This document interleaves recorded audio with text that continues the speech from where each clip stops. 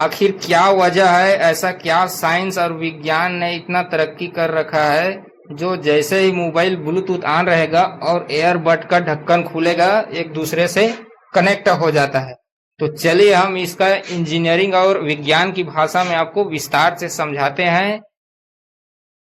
आइए, इसमें देखा गया है कि IWP मतलब कि इंस्टा वेक एंड पेयर कहा जाता है और इस प्रक्रिया को असली हीरो एक छोटा सा सेंसर का खेल है जिसे हॉल इफेक्ट सेंसर कहते हैं।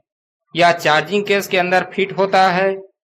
चुंबकीय तालमेल केस के ढक्कन में एक छोटा सा चुंबक है जो मैग्नेटिक लगा होता है। जब आप ढक्कन बंद करते हो तो यह चुंबक सेंसर से बिल्कुल करीब होता है जिसे आपको सिग्नल देने में सहायक होता है। पूरा यह सिग्नल का खेल है। जैसे ही चुंबक सेंसर के पास होता है वैसे ही सेंसर सर्किट को बताता है कि ढक्कन बंद है और एयरबड चार्ज और ब्लूटूथ बंद रखो।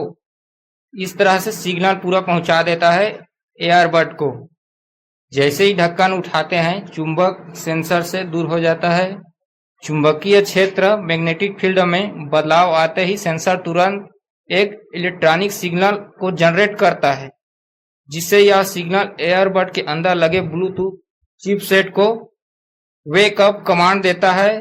यानी एयरबड को केस से बाहर निकालने के लिए पहले उनकी पावर ऑन हो जाती है। पावर ऑन होते ही अपने मेमोरी में झांकता है। वे देखते हैं कि पिछली बार किस फोन से कनेक्ट हुआ था। अगर आपके फोन पहले बार कनेक्ट हो रहा है तो उसको जोड़ना पड़ता है। अगर पहले से कनेक्टेड था तो उसको कनेक्टेड करने की जरूरत ही नहीं है, वो ऑटोमेटिक कनेक्ट हो जाता है। तो यह एयरबड फोन के बीच एक हेडसेक प्रक्रिया होता है। यह सब इतनी तेजी से होता है कि सेकंड से भी कम। जैसे ही ढक्कन एयरबड को निकालते साथ कान में डालोगे वैसे ही तुरंत एक दूसरे से जुड़ जाता है। यह बहुत ही अच्छा है।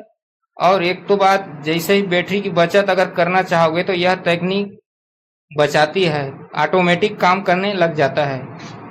और अगर हल्का सा भी खुला रहे तो यह एयरबड आपको एयरबड का चार्जिंग खाने के लिए उपयुक्त है।